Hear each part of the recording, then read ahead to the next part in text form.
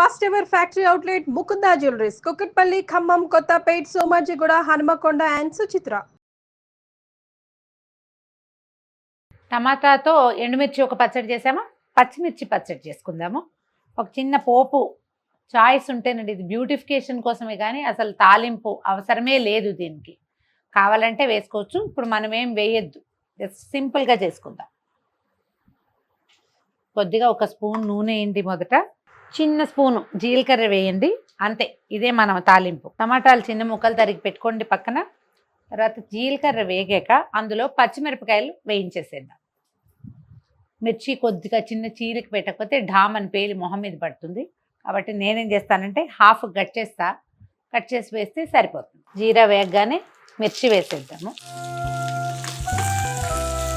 కొద్దిగా చిన్న ఫ్లేమ్లో ఉంచి మిర్చి మగ్గనిద్దాం.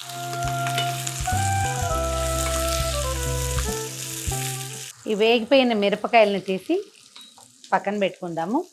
దీంట్లో నా బౌల్లోకి తీసేసుకోండి.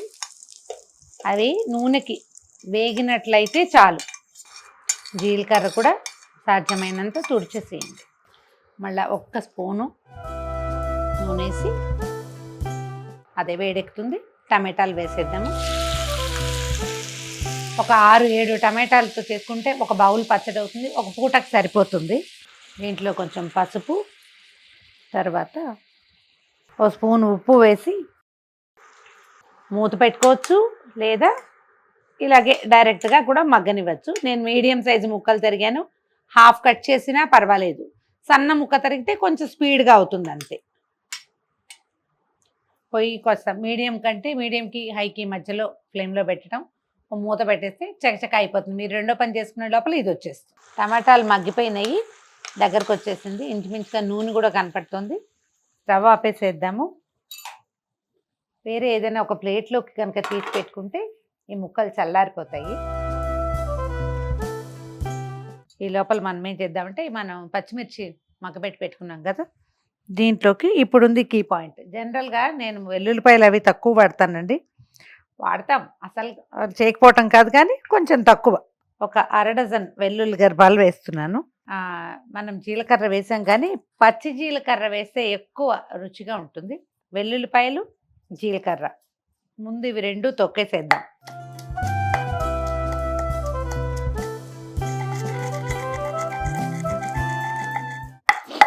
మీకు అలవాటు ఉంటే మరో 4 వేసుకోవచ్చు, నాకు ఇంత చాలన్నమాట. ఇవి నలిగాక పచ్చిమిర్చి మనం ఇందాక వేయించి పెట్టుకున్నాం కదా, అవి కూడా గ్రైండ్ చేసేద్దాం.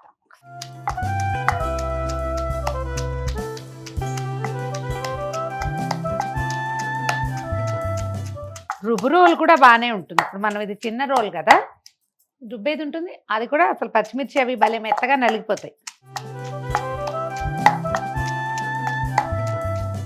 పచ్చిమిర్చి నలిగిపోయాక ఈ టమాటాలు ఒక్కొక్క కాసిన ముక్కలు చొప్పున వేసి నూరేద్దాం.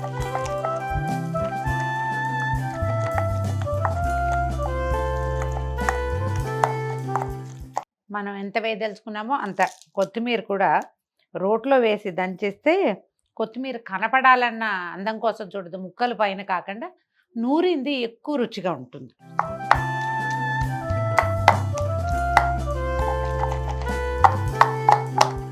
పచ్చడి ఆసాంతం నూరేసుకుంటే మనకు ఆకుపచ్చగా రెడ్గా ఎంత బాగా కనపడుతుందో చూడండి.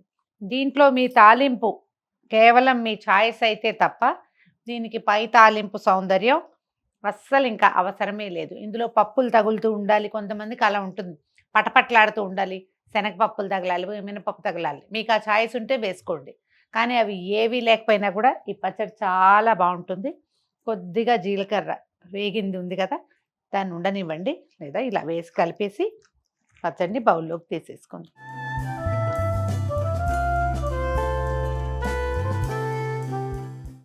టమాటాలు, పచ్చిమిరపకాయలు వేసి చేసిన పచ్చడి. ఇందులో మీరు తాలింపు వేసుకోవచ్చు, చెప్పే కదా ముందే.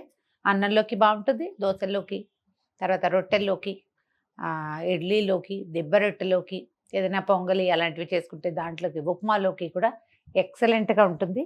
2 పూటల్లోనే అయిపోతుంది. ఇది నిలవ ఉండదు, తాత్కాలికమైన పచ్చడిగానే భావించి ఈ టమాటా పచ్చడి రుచి కూడా చూడండి.